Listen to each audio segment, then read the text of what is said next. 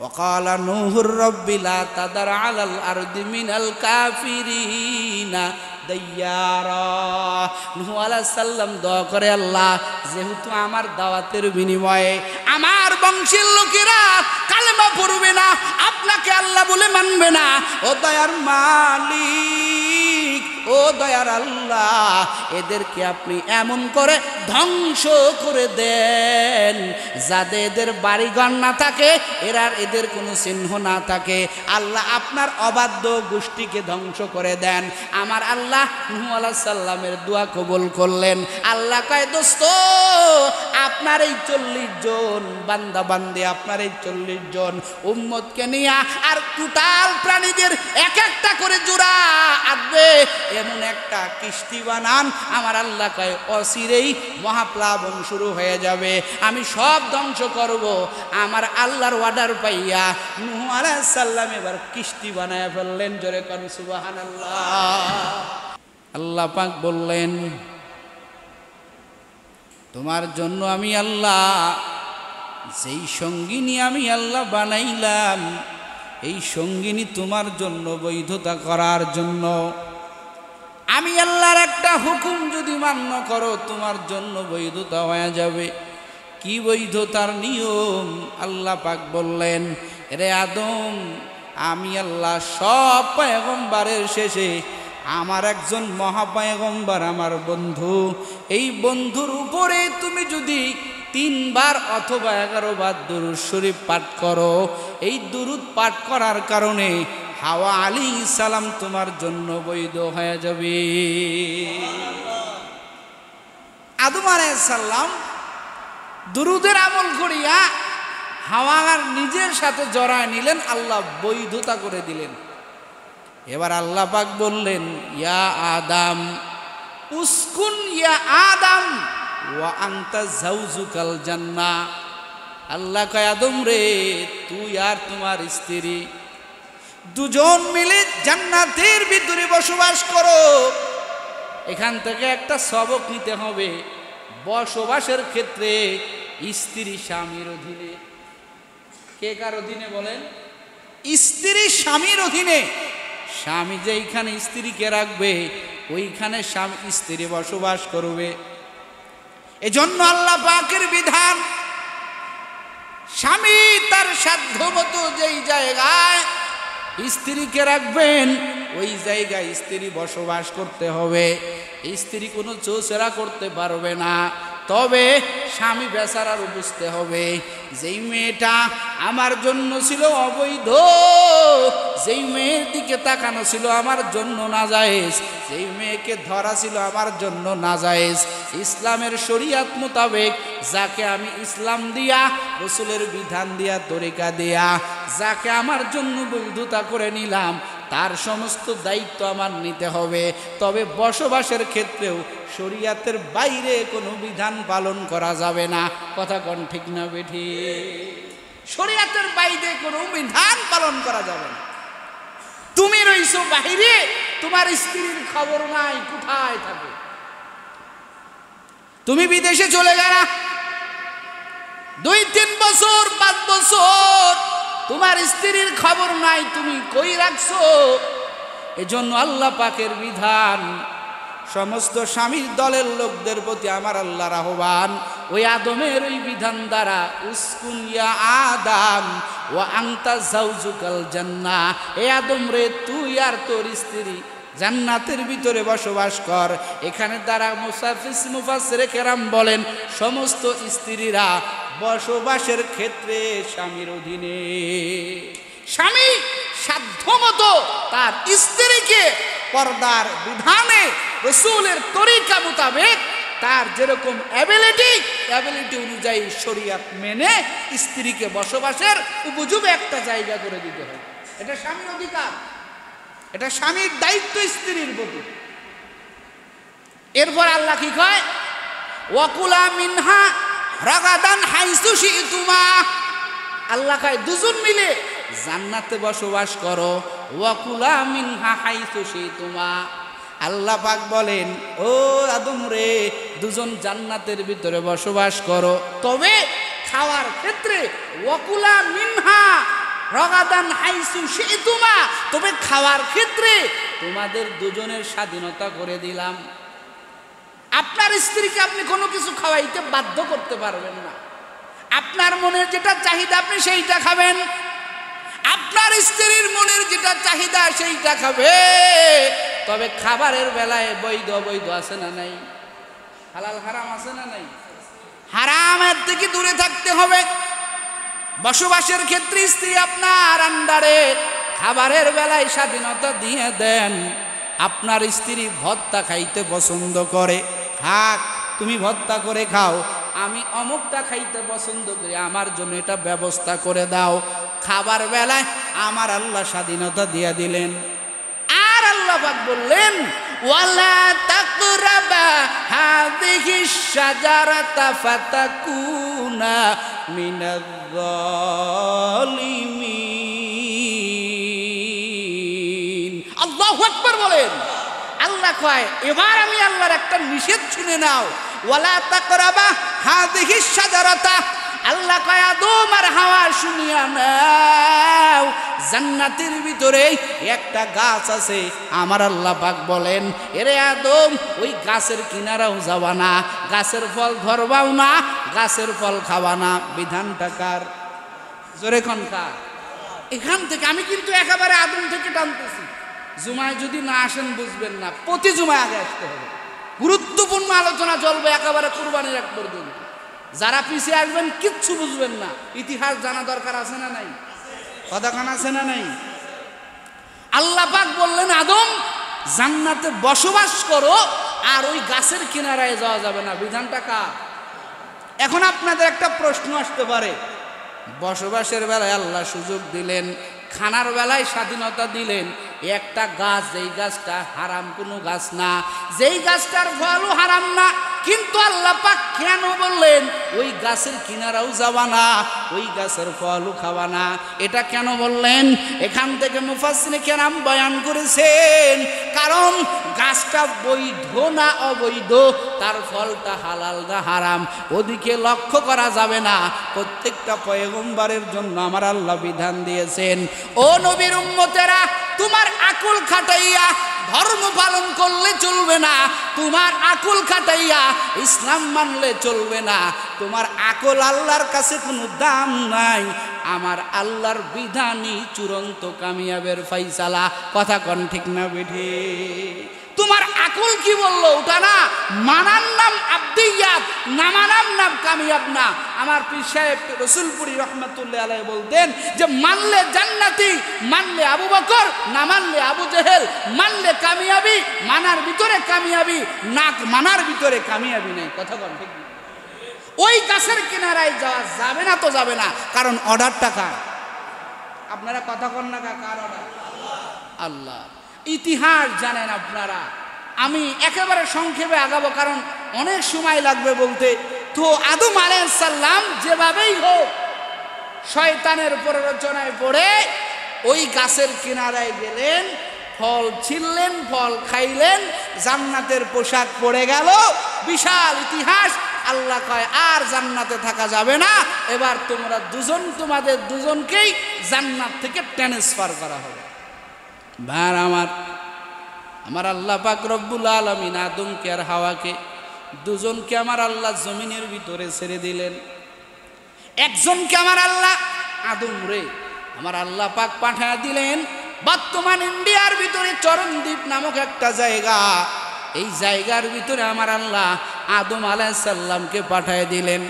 আর একটা জায়গা জেদ্দা নামক একটা জায়গা, যেটা আরবের ভিতরে, ওইখানে মা হাওয়া আলাইহিস সালামকে আমার আল্লাহ পাঠাইয়া দিলেন। দুজন দুই জায়গা। আদম আলাইহিস সালাম থাকে আর মাওলার দরবারে কান্না করেন, কারণ আল্লাহর একটা বিধান, আল্লাহর একটা হুকুম আদম মানতে পারে নাই। যেভাবেই হোক ভুল হয়ে গেছে। আদম আলাইহিস সালাম শুধু কান্না করে আর কান্না করে আর কান্না করে। কিন্তু আমার আল্লাহ জমিন বানানোর আগে সর্বপ্রথম আমার আল্লাহ বানাইছিলেন একটা ঘর। ঘরটার নাম কি? কথা কন না, কি ঘর? বাইতুল্লাহ। আদম তো জানে একটা ঘর আছে বাইতুল্লাহ, আদম তো জান্নাতি মানুষ, একটা এসির ভিতরের মানুষটা গরমের ভিতরে টিকতে পারে না, কথা কোন ঠিক না? আদম জান্নাতি মানুষ, দুনিয়ায় আইসা দুনিয়ার আবহাওয়া আদমের অনুকূলে না অনুকূলে চলে গেল। আদম আলাইহিস সালাম কয়, রে মালিক, এই দুনিয়ার আবহাওয়া আমার জন্য উপযোগী না, কি করব? আমার আল্লাহ কয়, আদম রে, আমি এই জমিন বানানোর আগে সর্বপ্রথম একটা ঘর বানাইলাম বাইতুল্লাহ, এই বাইতুল্লাহ গিয়া তাওয়াফ করো, আমি আল্লাহ তোমার দিলের প্রশান্তি দান করব। দিলের প্রশান্তি আমি আল্লাহ দান করব, যাও ওই বাইতুল্লাহ। এই ইন্ডিয়া থেকে, চরণদ্বীপ থেকে কত শত শত মাইল ওই আরবের ভূখণ্ডে মক্কা নগরীতে যেই ঘর, যেই সময় মক্কার নাম ছিল বাক্কা, আল্লাহ কোরআনে কয়, ইন্না আউয়ালা বাইতু উযিয়া লিন-নাসি লিল্লাযী বিবাক্কাতা। বাক্কা থেকে মক্কা, ওই ইতিহাস আলাদা। আদম পায়ে হেঁটে, আদম আলাইহিস সালাম নিজের প্রশান্তির জন্য, আল্লাহ পাকের কামিয়াবি অর্জন করার জন্য, নিজের ভুলের আল্লাহর দরবারে চোখের পানি ফেরানোর জন্য পায়ে হেঁটে একবার না দুইবার না, জোরে একটু আল্লাহু আকবার বলার জন্য প্রস্তুতি হয়ে যান। আদম আলাইহিস সালাম ইন্ডিয়া থেকে নিয়ে ওই মক্কা নগরীতে পায়ে হেঁটে একবার দুইবার না 40 বার আল্লাহর ঘর বাইতুল্লাহ তাওয়াফ করেছে। জোরে কান আল্লাহু আকবার। 40 বার আদম আলাইহিস সালাম বাইতুল্লাহ তাওয়াফ করেছেন, হজ্জে বাইতুল্লাহ করেছেন। ওই যে সঙ্গিনী হারায় ফেলছেন হাওয়া আলাইহিস সালাম, এবার এক সময় হাওয়ার সাথে দেখা হয়ে গেল। এখন তাকায় দেখে পৃথিবীতে তো মানুষ একজনই, আদম, আর তো কেউ নাই।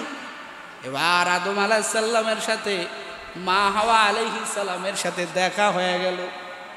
আদম হাওয়ার দিকে তাকাইয়া কয়, ও স্ত্রী,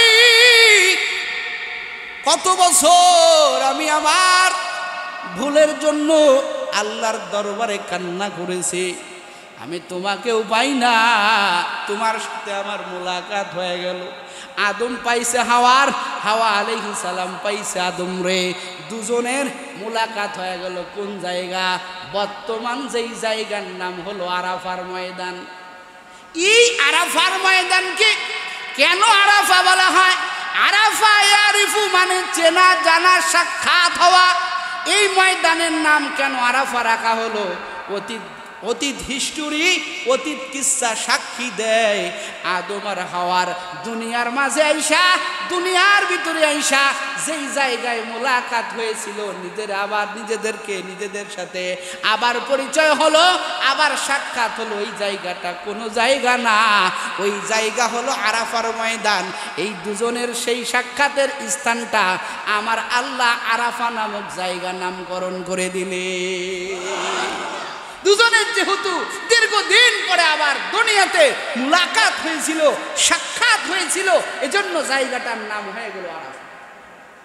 ভাইয়ারা আমার, আদম আলাইহিস সালাম আর হাওয়া আলাইহিস সালাম মিলে আবার দুনিয়াতে সংসার শুরু করলেন।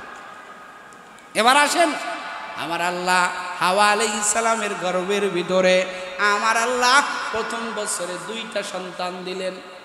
এক সন্তান কাবিল, ওই সন্তানের সাথে আমার আল্লাহ আর একটা কন্যা সন্তান দান করলেন। এই কন্যা সন্তানের নাম হলো আকলিমা, অনেক সুন্দরী, অনেক রূপসী একটা মেয়ে। আবার পরের বছরে মা হাওয়া আলাইহিস সালামের গর্ভের ভিতরে আমার আল্লাহ আবার 2টা সন্তান দান করলেন। এক সন্তানের নাম হাবিল, আর একটা মেয়ে সন্তান দিলেন, চেহারাটা ছিল কালো। এখন দুনিয়াতে তো মানুষ নাই, শুধু আদম আর হাওয়া। সন্তান চাটে 4 জন, প্রথম 2 জোড়া, পরের বছরে আবার 1 জোড়া। প্রথমে 2 জন, পরের বছরে আবার 2 জন।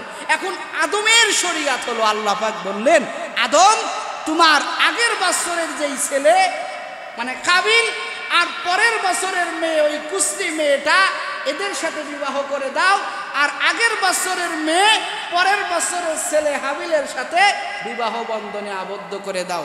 এখন কি এই বিধান করা যাবে? যাবে? যাবে না, কারণ নিজের আপন ভাই বোনের ভিতরে বিবাহ জায়েজ কতক্ষণ জায়েজ নাই, এটা শুধুমাত্র আদমের শরিয়াত। এখন আদম আলাইহিস সালাম বললেন, ও সন্তানের দল, আল্লাহ পাকের চূড়ান্ত ফয়সালা শুনে নাও, তোমাদের বিবাহ বন্ধনে আবদ্ধ করা হবে। কাবিল পাইতেছে কুসরি মেয়েটা, যেহেতু কুসরি মেয়ে পরের বছর, আর হাবিল পাইতেছে সুন্দরী মেয়েটা। কথা ঠিক আছে তো? এখন বিবাহের প্রস্তাব দিলেন। কাবিল কয়, আব্বা আমি কুসরি মেয়ে বিবাহ করতে পারবো না। কি কয়? কুসরি মেয়ে বিবাহ করতে পারবেন। এখন বিধানটা তো এই সিস্টেমটা কে করছেন? কথা কন কে? আদম তো বানাইয়া কয় নাই। এখন হাবিল কয়, তোমার কি মন্তব্য? হাবিল কয়, বাবা আমার কোনো মন্তব্য নাই, আমার আল্লাহ পাকের যেইটা অর্ডার আমার ওইটা মানতে কোনো সমস্যা নাই। কাবিল কয়, বাবা আমি পারবো না, আমি ওই সুন্দরী আমার ওই বোনটাকে বিবাহ করব। আমার আল্লাহ কয়, ও আদম রে, যেহেতু তারা পারবে না, তাদের দুজনকে কুরবানি করার ব্যবস্থা করো।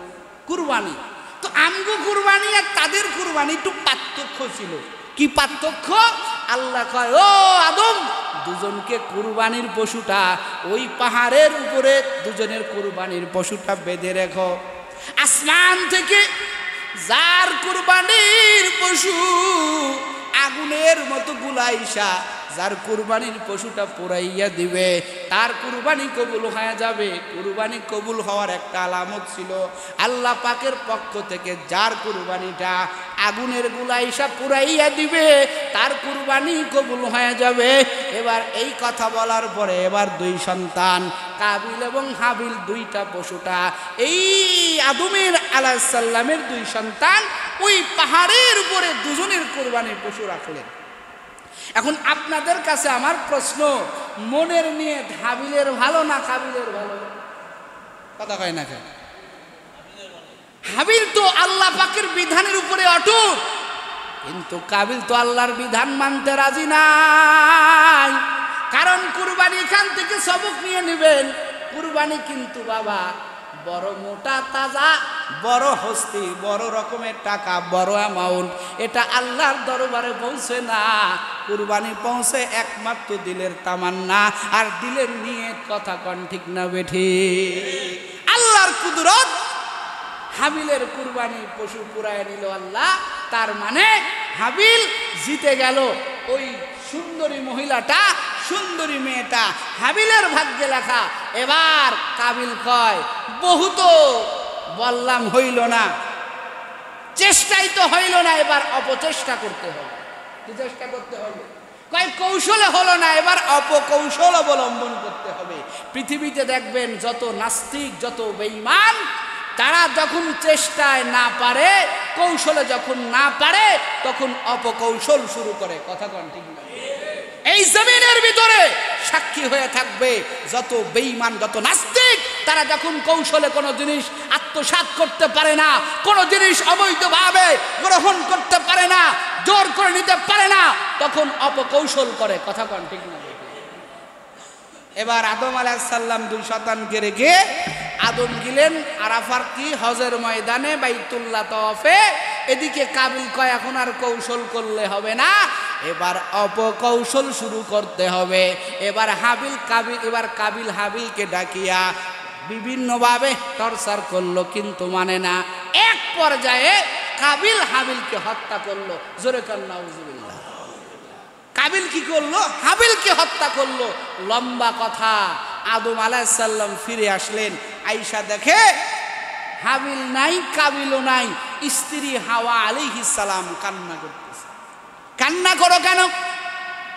বলতেছে, আমার কলিজার টুকরা সন্তান হাবিলকে কাবিল হত্যা করে ফেলেছে, আর আমার ওই সুন্দরী মেয়েটা কাবিল নিয়ে জঙ্গলায় পালায় গেছে, কোথাও খোঁজ পাই না। আদম আলাইহিস সালাম হাওয়া আলাইহিস সালাম রে বুঝ দিলেন, ও হাওয়া তুমি কান্না করিও না, আল্লাহ পাক বিচার করবেন। আমার আল্লাহ জানাইয়া দেয়, ও আদম আপনার স্ত্রীর কান্না বন্ধ করতে বলেন। যেই স্ত্রীর সন্তান হাবিল রে হারাইয়া কান্না করে। আমার আল্লাহ কয় আদম রে আপনার স্ত্রী হাওয়ারে সুসংবাদ শোনায় দেন, আমি আল্লাহ অচিরেই আপনার স্ত্রীর গর্ভে শীষ পয়গম্বর নামক একজন পয়গম্বর আমি আল্লাহ আপনার স্ত্রীর গর্ভে দান করব। আল্লাহ আবার হাওয়া আলাইহিস সালামের গর্ভে শীষ পয়গম্বরকে দান করলেন। এই পয়গম্বরের সাথে ওই যে কালো মেয়েটা তো বিবাহ হয় নাই, ওই কালো মেয়ের বিবাহ হয়েছে। ভাই লম্বা ইতিহাস, সময় চলে যাইতেছে। এখন কথা হলো এই আদম আর হযরতে নূহ আলাইহিস সালামের মাঝের ব্যবধান 1200 বছর। কয় বছর? কতক্ষণ? কয় বছর? 1200 বছর। এই 1200 বছরের মাঝামাঝি 600 বছর আদম আলাইহিস সালামের সন্তান কাবিল ওই সুন্দরী মেয়েটা নিয়ে চলে গেল। আর হযরতে নূহ আলাইহিস সালামের আসার আগে আগের 600 বছর এই মাঝামাঝি স্থান থেকে মূর্তি পূজা শুরু হয়ে গেল। হযরতে নূহ আলাইহিস সালাম জমিনে আসলেন। আল্লাহ তাআলা নূহ আলাইহিস সালামকে শেষ পয়গম্বরের ওই ঔরস থেকে আমার আল্লাহ হযরতে নূহ আলাইহিস সালামকে পাঠাইয়া দিলেন। আদম আলাইহিস সালাম নাই, নূহ আলাইহিস সালাম আসলেন। দেখেন সব মানুষগুলো বেঈমান হয়ে গেছে। কারণ কি? ওই যে কাবিল রে শয়তান আইসা ধোঁকা দিয়া কয়, ও কাবিল রে বাবার কথা মনে পড়ে নি? বলে হ্যাঁ মনে পড়ে। বলে বাবার কথা মনে পড়তেছে, তাহলে একটা কাজ করো, তোমার বাবার একটা মূর্তি বানাইয়া দেই, এই বাবাকে সম্মান করো। এখান থেকে মূর্তি পূজা শুরু। কথা বুঝছেন?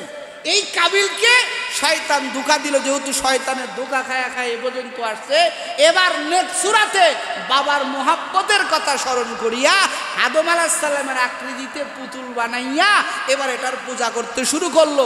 ওখান থেকে মূর্তি পূজা শুরু হয়ে গেল। এবার কাবিল তো মূর্তি পূজা শুরু করে, আরো 600 বছর আরো বেড়ে গেল, কাবিলের বিস্তার হয়ে গেল। এবার নূহ আলাইহিস সালাম এসে দাওয়াত দেয়। কত বছর? 950 বছর। 950 বছর কালেমার দাওয়াত দেয়। কিন্তু আমার আল্লাহর কি কুদরত, নূহ আলাইহিস সালামের 950 বছর 1-2 বছর না, এই 950 বছর দাওয়াতের বিনিময়ে আমার আল্লাহ মাত্র 40 জন মুসলমান বানাইলেন। মাত্র 40 জন হেদায়েত প্রাপ্ত হলো। নূহ আলাইহিস সালামের কথায় আল্লাহকে মানলো, আর খবর নাই। আল্লাহ কয় নূহ রে তুমি তোমার সম্প্রদায়কে দাওয়াত দিতেছো কিন্তু কাজ হবে না। এদের দিল এতটা শক্ত, এদেরকে যতই দাওয়াত দাও এরা মানবে না। যতই তুমি দাওয়াত দাও এরা মানবে না। তো এখন আল্লাহ যেহেতু বলেই ফেললেন এরা মানবে না, তো নূহ আলাইহিস সালামের বুঝতে বাকি নাই যে এদের ভাগ্যে কালেমা আর নসিব হবে না। তো এখন কি করা যায়? এবার নূহ কয় এরা যদি বাইসা থাকে তাহলে বেঈমানের সংখ্যা বাড়বে না কমবে? বাড়বে না, এদের বংশ বৃদ্ধি পাবে না। এবার নূহ আলাইহিস সালাম দোয়া করেন, ওয়াকালা নূহুর রাব্বি লা তাদার আলাল আরদি মিনাল কাফিরিনা দাইয়ারা। নূহ আলাইহিস সালাম দোয়া করে, আল্লাহ যেহেতু আমার দাওয়াতের বিনিময়ে আমার বংশের লোকেরা কালেমা পড়বে না, আপনাকে আল্লাহ বলে মানবে না, ও দয়ার মালিক, ও দয়ার আল্লাহ এদেরকে আপনি এমন করে ধ্বংস করে দেন যাতে এদের বাড়িঘর না থাকে, এদের কোনো চিহ্ন না থাকে। আল্লাহ আপনার অবাধ্য গোষ্ঠীকে ধ্বংস করে দেন। আমার আল্লাহ নূহ আলাইহিস সালামের দোয়া কবুল করলেন। আল্লাহ কয় দোস্ত আপনার এই 40 জন বান্দা বান্দি, আপনার এই 40 জন উম্মতকে নিয়ে আর টোটাল প্রাণীদের এক একটা করে জোড়া আসবে এমন একটা কিস্তি বানান। আমার আল্লাহ কয় অচিরেই মহাপ্লাবন শুরু হয়ে যাবে, আমি সব ধ্বংস করব। আমার আল্লাহর অর্ডার পাইয়া নূহ আলাইহিস সালাম এবার কিস্তি বানায় ফেললেন। জোরে কোন সুবহানাল্লাহ।